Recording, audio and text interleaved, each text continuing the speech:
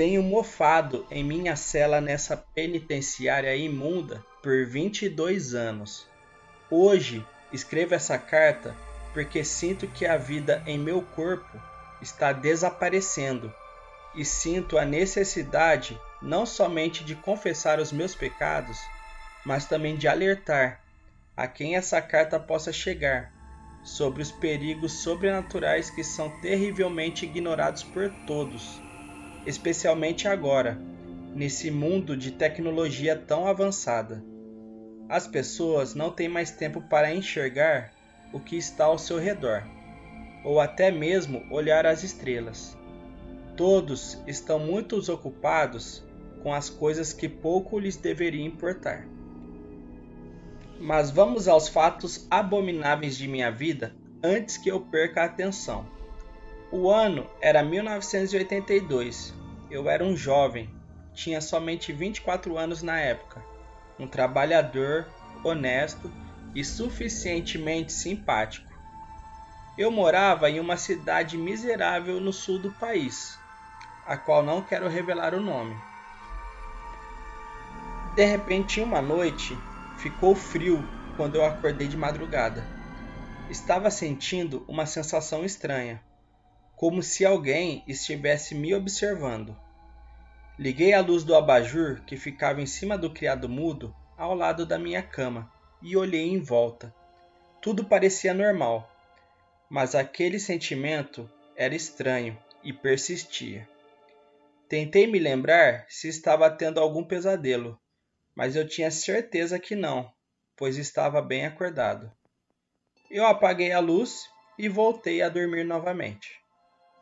Nas noites seguintes, o mesmo acontecia. Eu acordava e a sensação de que havia alguém ali comigo ficava cada vez mais forte. Cheguei a comentar com minha mãe sobre o que estava acontecendo, porém ela me dizia que isso era apenas fruto da minha imaginação. Após algumas semanas, eu já estava acostumado com aquilo e nem me incomodava mais. Eu acordava no meio da noite e voltava a dormir sem me preocupar. Eu acho que esse foi o meu erro: ignorar o que não poderia ser ignorado. Meus amigos e familiares começavam a reclamar do meu comportamento. Diziam que eu andava sempre nervoso, violento e sempre pronto para tirar palavras ásperas a eles. Eu sempre dava desculpa de não estar dormindo bem. Dizia que aquilo estava me matando e me tirando do sério. Aliás, todos sabem como dormir mal pode afetar nosso comportamento. Mas aquele sentimento bizarro começou a piorar.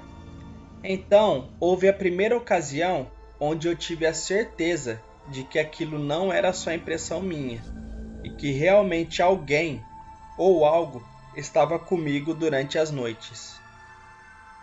Quando eu abri meus olhos, eu percebi que não podia mais me mover. Tentei de todas as formas levantar ou gritar, mas meu corpo não obedecia aos meus comandos. Foi então que olhei com terror para o canto do quarto e vi o que parecia ser uma pessoa, mas eu tinha certeza que não era algo desse mundo, pois era somente uma sombra esfumaçada que ali se apresentava. Aquela coisa, como tenho chamado essa entidade desde então, começou a se mover em minha direção.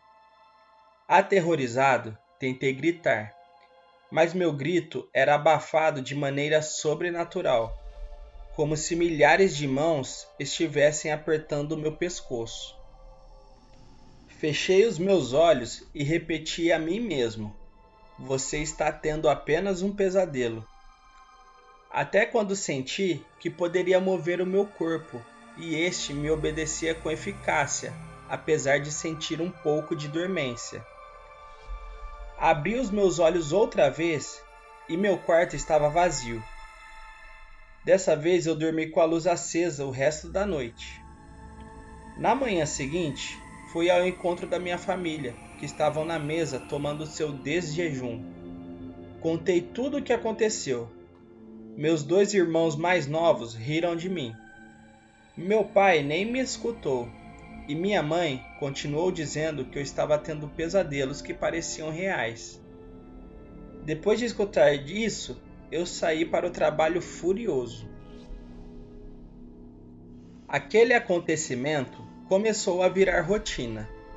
Todas as noites, aquela criatura aparecia e me imobilizava. Chegava perto de mim e desaparecia. Minha confissão vai te parecer muito bizarra e até mesmo anticristã. E hoje, sei que essas são exatamente as palavras para descrever meus atos naquela época. Eu criei uma espécie de vínculo com essa coisa. Nós não nos falávamos, mas eu acabei tomando gosto pela sensação desconfortante que aquilo me causava. O estado emocional em que me deixava após a paralisia, eu não consigo descrever. Não era uma coisa boa, mas de alguma forma eu gostava. E talvez essa minha fraqueza foi o que levou ao meu ato de perversidade. Eu me lembro muito bem.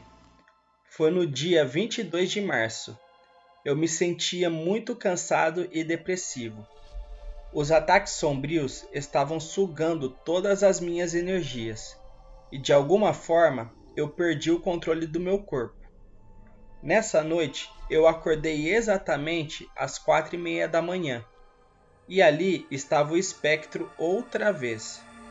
Notei que dessa vez algo estava diferente. Eu podia sentir o seu cheiro, e sua forma estava mais sólida do que nunca.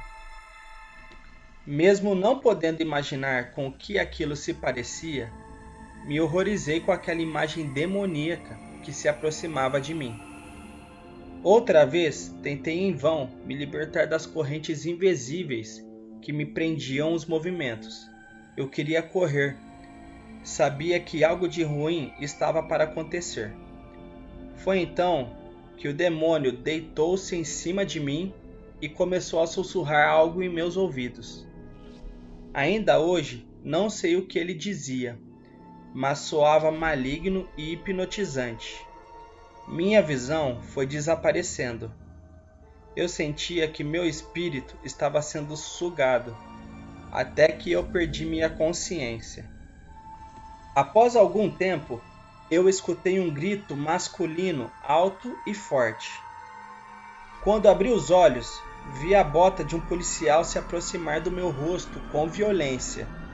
Fui jogado no chão e coberto por outros policiais que me seguravam enquanto o outro me algemava. Olhei em minha volta e notei que estava na cozinha. Os corpos dos meus pais e irmãos estavam jogados no chão, com os membros despegados do corpo e dilacerados. O sangue no meu corpo denunciava que eu era o autor daquele crime bárbaro. O sangue dos meus familiares em minha boca me acusava de um dos maiores crimes que alguém podia cometer contra um ser humano, que era o canibalismo. Desde então, fui atirado nessa cela nojenta e cheia de bichos, convivendo com o mais baixo tipo de ser humano existente no mundo. Não me matei ainda por covardia, porém creio que não será mais necessário, pois tenho uma doença que avança a cada dia, e meu fim está próximo. Esse foi o meu alerta para as pessoas que lerem essa carta estejam sempre vigilantes e não se deixem levar pela falta de cuidado. Hoje conheço outras histórias similares à minha, e sei que essas entidades, demônios, diabo ou espírito maligno, seja qual for sua denominação correta, nos utiliza como veículos para matar sua sede insaciável de sangue. Caso você pesquisar um pouco na internet, você vai encontrar esse meu relato, pois ele foi divulgado por todas as equipes de reportagem do país. Hoje, a criatura não me atormenta mais à noite. Acredito que ele tenha ficado lá no meu quarto. Não sei dizer se a sede dele já foi aplacada, se ele já cumpriu com o trabalho dele. mas hoje eu me sinto em paz em relação à noite. Essa é a minha história. Acredite se quiser. Bom, galera, esse foi mais um vídeo. Se vocês gostaram, deixe seu like e se inscreva no canal. Caso você tenha algum relato e queira nos enviar, nos envie um e-mail. O mesmo está na descrição do vídeo. Até mais!